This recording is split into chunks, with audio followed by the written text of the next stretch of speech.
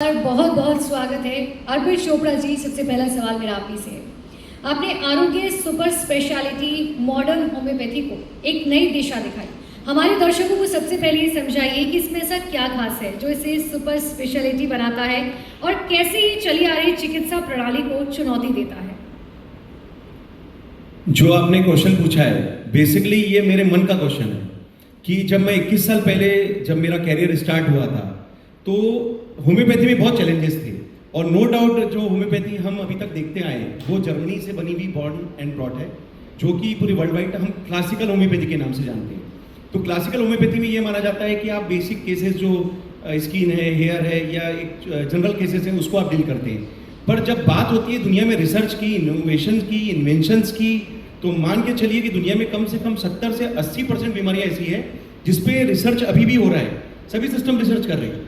तो क्यों ना हम कुछ ऐसा कर रहे हैं जिसमें हम उन केसेस पे काम करें जो कि दुनिया में अभी रिसर्च की मुद्रा में है और पूरी तरीके से उसमें अभी भी संभावना बाकी थी।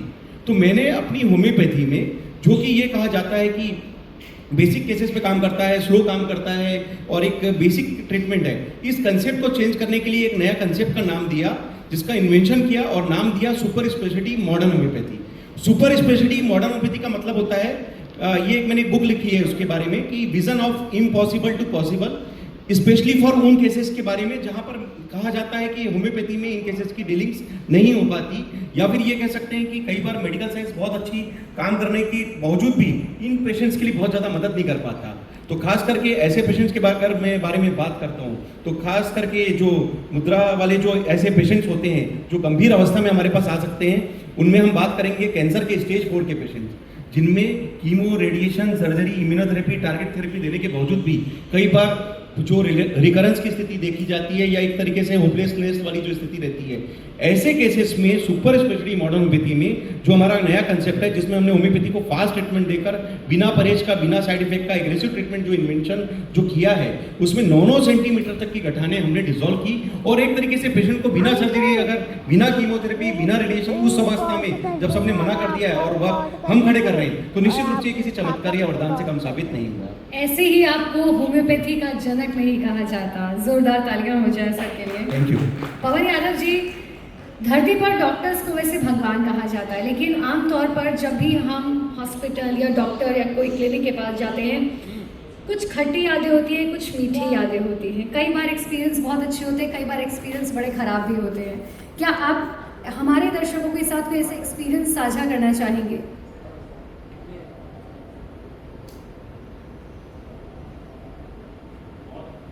माइक चेक कीजिए प्लीज। ऑन है सर।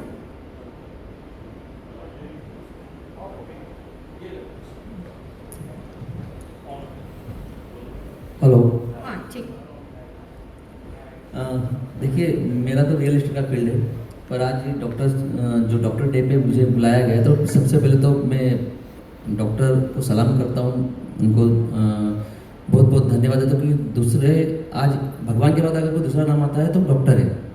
और आपने खट्टी मीठी यादों की बात की, तो मेरे साथ तो जन्म से मेरे साथ ये यादें लगी हुई हैं, क्योंकि मेरे फादर एक गवर्नमेंट हॉस्पिटल में अकाउंटेंट थे और मेरा जो जन्म हुआ वो भी हॉस्पिटल के पास में ही हुआ। तो मतलब बचपन से लोगों को गिड़गिड़ाते हुए, रोते हुए, तकलीफ़ों के पीछे अपने आंसू गिराते हुए देखा उनको मैंने, क्योंकि मेरे फादर गवर्नमेंट हॉस्पिटल में थे, तो मैं उनके साथ हमेशा कुछ ना कुछ काम से उनके पास जाया करता था। तो वहाँ पर लोगों की जो भीड़ होती, तकलीफ़ों की भीड़ होती थी, वो देखता था। और जब डॉक्टर उनको ट्रीटमेंट करते थे, इलाज करते थे, उसमें कुछ लोग दुखी होकर जाते थे कि उनको ट्रीटमेंट पॉसिबल नहीं होता किसी कारण। कुछ लोग बड़े खुश होते थे कि चलिए हमारा इलाज हो गया है। तो ये खट्टी मीठी यादें रिसेंटली में ही, शायद 1 से 1.5 महीने पहले, 10 से 15 दिन पहले, मेरे छोटे भतीजे हुए, उनको एक गाड़ी का टेक आया था सुबह 4:30 बजे।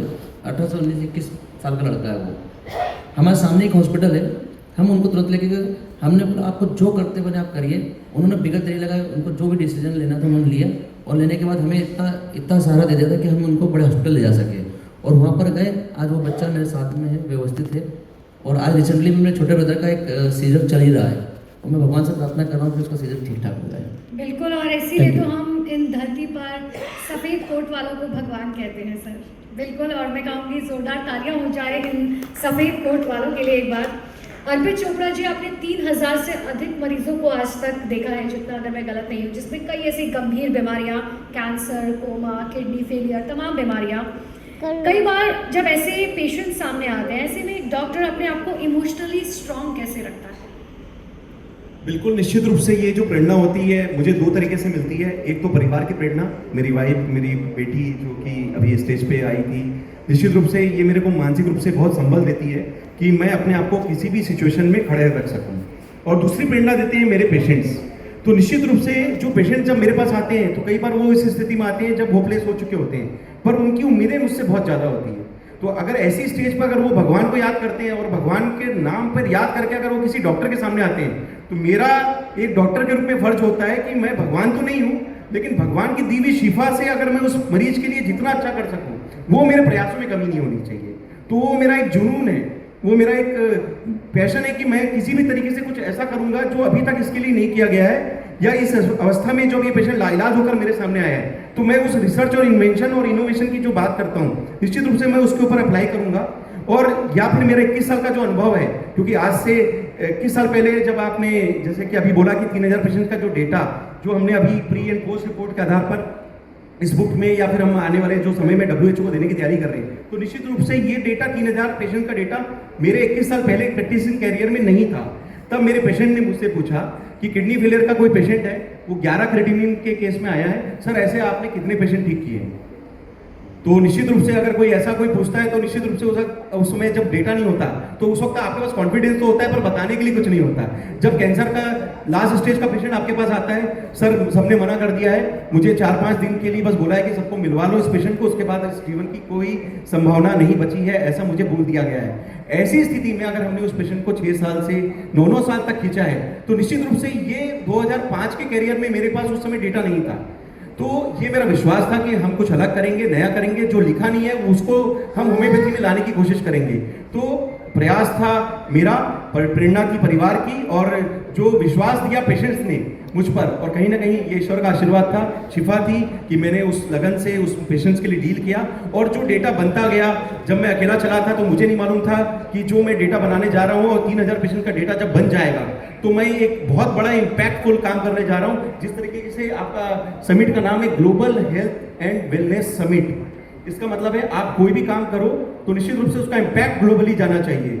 तो निश्चित रूप से दोस्तों, मुझे बहुत गर्व से आज इस चैनल के माध्यम से बताने की खुशी होती है कि 3000 से ज़्यादा पेशेंट जो कि कैंसर के स्टेज 4 के पेशेंट, किडनी फेलियर के 21 क्रेटिनिन तक के पेशेंट जो कि डायलिसिस या ट्रांसप्लांट पे जा रहे हैं, जो हमने बचाए हैं, सर्जिकल कैटेगरी के पेशेंट जो हमने बिना सर्जरी ठीक किए हैं। इससे अच्छा एक और केसेस के बारे में बात करूंगा, ऑटोइम्यून कैटेगरी केसेस, जो कि कहा जाता है कि मेडिकल साइंस में लाइलाज कैटेगरी के केसेस होते हैं, उनमें बिना स्टेरॉइड और बिना इम्यूनोसप्रेसेंट के उन पेशेंट्स के RA factor, NA factor, HLB27 जैसे पेशेंट्स के रिपोर्ट्स को हमने निगेटिव किया। साथ में जो लाइफ टाइम जो मेडिसिन खाने वाली दवाइयाँ होती है, ब्लड प्रेशर, डायबिटीज, कोलेस्ट्रॉल, इसको हमने अगर हमारा कंसेप्ट है कि हमारे शुरू में अगर पेशेंट आ जाता है तो हम उसके मेटाबॉलिज्म पे काम करें और उसकी बॉडी रिस्पॉन्स को जितनी जल्दी हो सके रिकवर कर लें। अगर वो बाद में आता है तो हम स्टेप बाय स्टेप अपनी बैकअप देते हैं अपनी दवाइयों से, और निश्चित रूप से जैसे जैसे उसकी रिपोर्ट्स में वो अच्छी चीज़ें दिखने लग जाती है, वो अपनी दवाइयों का डोजेस टेपर कर पाता है। ये तो सर आपने अपनी लगन और मेहनत का जिक्र किया, लेकिन मैं इसी लगन और मेहनत के सवाल के साथ पवन यादव जी आपके साथ आना जा रही हूँ। कई बार हमने ऐसी वीडियोस देखी हैं, फोटोज देखी हैं, जहाँ डॉक्टर्स के साथ मारपीट की जाती है। ये वो डॉक्टर्स हैं जो बिना धर्म देखे, बिना जाति देखे, सामने मरीज है, बिना धर्म और जाति पूछे इलाज करते हैं। लेकिन जब ऐसी तस्वीरें सामने आती हैं, हम सभी को बुरा लगता है। इस पर आप क्या सोचते हैं? देखिए, जैसे कहा गया कि भगवान का दूसरा नाम डॉक्टर है, तो डॉक्टर अपना, कोई भी डॉक्टर नहीं चाहेगा कि उसका मरीज ठीक ना हो, सबसे पहले चाहेगा कि मरीज ठीक हो। और अगर इस टाइप की हरकतें होती है, तो ये उदाहरण के लिए एक ड्राइवर है, ड्राइवर हमेशा गाड़ी चलाता है, वो कभी नहीं सोचता कि मेरी गाड़ी के नीचे कोई आके मरे या उसका एक्सीडेंट हो। लेकिन अगर गलती से कुछ हो जाता है तो उस मतलब उसमें शायद भगवान की कुछ मर्जी होगी, उसमें ड्राइवर की कोई गलती नहीं थी। इसी प्रकार डॉक्टर भी हमारे, डॉक्टर पूरी कोशिश करते हैं, अंतिम समय तक कोशिश करते हैं, वेंटिलेटर तक कोशिश करते हैं कि वो रिकवर होकर ठीक हो जाए और अपने परिवार में चला जाए। अगर इस टाइप से कोई घटना होती है तो वो बहुत दुर्भाग्यपूर्ण है, और शायद अभी गवर्नमेंट ने इसके ऊपर कुछ अच्छे से नियम भी लगा दिए हैं, तो वो काफ़ी अच्छा है। और मैं चाहता हूँ कि इस टाइप के नियमों को और सख्ती से पालन करवाया जाए। तो तो देवांश धरा प्राइवेट लिमिटेड का एक यही उद्देश्य है कि वो इन सब चीज़ों में जितना भी हमको मदद करते मिले हम करेंगे, जरूर करेंगे। थैंक बिल्कुल, यू। और हम सभी ये चाहते हैं कि हर कोई ये बात समझे, क्योंकि ये हमारी जान बचाने के लिए है और इनकी जान की हिफाजत की जिम्मेदारी हमारी भी उतनी ही है। अर्पित चोपड़ा जी, आपने अपने डेटा को WHO वर्ल्ड हेल्थ ऑर्गेनाइजेशन को सौंपने जा रखे हैं, और अगर ऐसे में उसे मान्यता प्राप्त हो जाती है तो आप किस तरह का बदलाव चाहेंगे, खासतौर पर होम्योपैथी के क्षेत्र में? ये जो बदलाव होने वाला है वो एक दिन का मेहनत से तो नहीं हो सकता था, इसलिए मेरी 21 साल की मेहनत आज इसमें जुड़ी हुई है। और निश्चित रूप से WHO भी कोई भी डेटा तभी एक्सेप्ट करेगा जब उसमें वेरिफिकेशन होता है। तो मेरी पूरी कोशिश रहती है कि हम जो भी काम करें यथार्थ पे करें, सच्चाई पे करें, और उसको साबित करने के लिए हम अपनी जो प्रयास है उसको हम बता सकें। इस बुक का नाम लिखा है मैंने, vision of impossible to possible, मतलब असफलता को सफलता में प्रयास करने का जो मेरा जुनून है उसको मैंने इस बुक में कंपाइल किया है। और निश्चित रूप से ये जो 3000 पेशेंट का डेटा है, जिसमें हम कहते हैं कि जब सभी प्रकार के पेशेंट्स का डेटा जब हम किसी मेडिकल प्लेटफॉर्म में देते हैं, तो चाहे वो इंडिया का प्लेटफॉर्म हो या वर्ल्ड वाइड जहाँ जहाँ मेडिकल काउंसिल है हम वहाँ पर बात कर रहे हैं। मैं पिछले 5 सालों से बहुत अलग अलग जाकर अलग अलग जो मेरे प्लेटफॉर्म्स जो मुझे मौजूद मिले हैं वहाँ पर अपनी बात रख रहा हूँ। और मैं इस समय इंडिया से ब्रिक्स कंट्रीज के लिए होम्योपैथी रिप्रेजेंटेटिव के रूप में मैं अपना अपॉइंटमेंट लेकर काम भी कर रहा हूँ, जिसमें मैं ये बताने की कोशिश करता हूँ कि ये जो ब्रिक्स की कंट्रीज हैं जहाँ पर 22 देशों में हम कोशिश कर रहे हैं कि जो होम्योपैथी जर्मनी से आई थी उसको हम सुपर स्पेशलिटी मॉडर्न होम्योपैथी जो कि इंडिया से हमने इन्वेंट किया है, इसको हम प्रचार प्रसार कर सके और उन देशों में भी उसमें प्रचलित और जो प्रचलन की विधि है उसमें हम modern homeopathy super speciality concept को लागू करा सकें। और इसी प्रेरणा से जो मेरा अगला प्रयास है कि हम WHO में जब ये जाने की बात करते हैं तो ये जो इंटरनेशनल प्लेटफॉर्म है कहीं ना कहीं काम करेंगे। और अगर WHO में इस चीज़ की मान्यता मिलती है तो निश्चित रूप से ये केवल मेरे लिए नहीं बल्कि भारत के लिए बहुत बड़ा गर्व का क्षण होगा कि जिस होम्योपैथी को हमने जर्मनी से पढ़ा है, जर्मनी से जो इन्वेंट हुआ है, उसको हम सुपर स्पेशलिटी मॉडर्न होम्योपैथी लेकर पूरी इंडिया से हम इम्पोर्ट की जगह हम एक्सपोर्ट करेंगे। और निश्चित रूप से इसका फायदा पूरी दुनिया में जो लोगों को मिलना चाहिए, जो वसुधैव कुटुंबकम की जो भावना होती है जो हमारे देश में हमेशा से मौजूद रहती है कि हम जो भी करें अच्छा करें, जियो और जीने दो, तो कहीं ना कहीं मैं जैन हूँ तो ये बात बहुत मानता हूँ। और निश्चित रूप से जब मैं कोशिश करूँगा तो लोगों का परिवार चलेगा। अगर उन 3000 पेशेंट्स के डेटा में से किसी एक पेशेंट के डेटा से भी किसी एक वर्ल्ड वाइड किसी कंट्री के पेशेंट का जान बच सकता है तो निश्चित रूप से इससे न केवल मेरा जीवन का जो साकार होने का जो तात्पर्य है वो पूरा होता है, बल्कि भारत का भी नाम कहीं ना कहीं आगे जा सकता है। अर्पित जी, आपको अगर मगर जरूर होगा, लेकिन हमें आप पर पूरा भरोसा है, WHO जरूर मान्यता देगा और हम अभी से आपको एडवांस में कॉन्ग्रेचुलेशंस बोलना चाहेंगे। एक बार जोरदार तालियां हो जाए अर्पित जी के लिए। पवन यादव जी, क्योंकि आप रियल एस्टेट का काम करते हैं, इसीलिए मैं आपसे समझना चाह रही हूँ कि आज के समय में खास तौर पर मेडिकल के क्षेत्र में किस तरीके का इंफ्रास्ट्रक्चर होना चाहिए ताकि डॉक्टर्स और मरीजों के चेहरे पर मुस्कान आ सके। आज आधुनिकता के दौर में इस वक्त है ना, स्ट्रेस लेवल और मानसिक तनाव के साथ साथ में जितनी बीमारियां निकल के आ रही हैं, जैसे शुगर है, किडनी की बीमारियां, बहुत सारी बीमारियों पर हमने चर्चा भी करी है। तो इन सबको देखते हुए आज हर शहर के अंदर में तो ऐसा नहीं बनूंगा कि सिर्फ इंदौर से जितनी बाहरी सिटीज़ है, पूरे देश भर में एक अच्छे और बड़े हॉस्पिटल्स की ज़रूरत है, जिसमें जो दुनिया के हम बाहर जाते हैं इलाज करवाने के लिए, वो सारी सुविधाएं हमारे पूरे देश में आ जाए। इससे अच्छी चीज़ें कुछ नहीं हो सकती हैं। तो हम यही चाहेंगे कि रियल एस्टेट के माध्यम से कि सारे देश में बड़े बड़े हॉस्पिटल्स बने और जितनी सुविधाएं विदेशों में मिलती हैं वो सारी सुविधाएं यहाँ पर है। और हम बाकी अर्पित सर तो तैयारी कर ही रहे हैं, तो इसी तरह सारे डॉक्टर्स को हम लोग देवांश धरा की तरफ से आज डॉक्टर डे पे पूरी टीम की तरफ से उनको सैल्यूट करते हैं और प्रार्थना करते हैं कि आप इसी तरह हमारे सभी लोगों को बचाते रहें और हम लोग को ट्रीटमेंट करते हैं। Thank you. बिल्कुल, और हमें आप पर भरोसा है कि आप हमारे डॉक्टर्स को ऐसा ही इंफ्रास्ट्रक्चर देंगे जिससे उनके चेहरे पर मुस्कान आएगी। अर्पित जी, भविष्य में आप भारत को स्वास्थ्य के पायदान पर कहाँ देखते हैं और ख़ास तौर पर आपकी द्वारा विकसित की गई जो होम्योपैथी का मैं बार बार जिक्र कर रही हूँ उसके क्षेत्र में कहाँ देखते हैं? बहुत अच्छा फ्यूचर है। जिस तरीके से अभी हमने बहुत सारे नेफ्रोलॉजी में हमारे जो इंडिया के जो सेलेक्टेड बहुत टॉप मोस्ट डॉक्टर्स हैं उनको सुना, तो निश्चित रूप से एलोपैथी के क्षेत्र में भी जो भारत का नाम जिस तरीके से बहुत अच्छा जा रहा है, उसी तरीके से मेरी पूरी उम्मीद है कि होम्योपैथी में सुपर स्पेशलिटी मॉडर्नोपैथी भारत का नाम आगे बढ़ाएगा और भविष्य में जो सुपर स्पेशलिटी मॉडर्नोपैथी जो इंडिया का इन्वेंशन है वो जो प्रयास है वो 21 साल की मेहनत है, क्योंकि मेरे खुद के घर में 19 एलोपैथिक डॉक्टर्स हैं तो I had been specially sent to homeopathy. तो सोचिए मतलब वो एक ऐसा विजन था कि किसी घर में 19 डॉक्टर के बावजूद भी अगर मैं एलोपैथी से होम्योपैथी में कन्वर्शन करके भेजा गया हूँ तो भेजा गया हूँ। ये लड़ाई बहुत पुरानी है। नहीं सर, इसमें कोई लड़ाई नहीं है। एक्चुअली मेडिकल साइंस रिसर्च करता है और दुनिया का, जैसे कि पवन जी ने भी बोला कि कोई भी डॉक्टर अपने पेशेंट के लिए बुरा नहीं सोचता, तो हर सिस्टम मेहनत करता है। एलोपैथिक सिस्टम एक पूरा डिफाइंड सिस्टम है, बिल्कुल रिसर्च के आधार पर वो काम करता है। मेरी कोशिश बस वो है कि जहां पर रिसर्च हो रहा है और जिन पेशेंट्स को लाइलाज घोषित कर दिया जाता है वहां पर भी आप कुछ ना कुछ ऐसा करें जिसमें सुपर स्पेशलिटी मॉडर्न होम्योपैथी का फायदा देकर हम मेडिकल साइंस की उम्मीद से पूरा करें। कि जरूरी नहीं है कि हम किसी एक सिस्टम पर रिलाई करें। अगर किसी कारण से अगर एक सिस्टम काम नहीं कर पा रहा है, कई बार ऐसा होता था जब होम्योपैथी बेसिक केस में काम करता था तो कहा जाता था कि ये क्रिटिकल केस में होम्योपैथी का काम नहीं है। मैं कहता हूं कि जिसमें रिसर्च हो रहा है उसमें होम्योपैथी, एलोपैथी, आयुर्वेदिक और योगा, यूनानी, ये सब अलग मैटर है।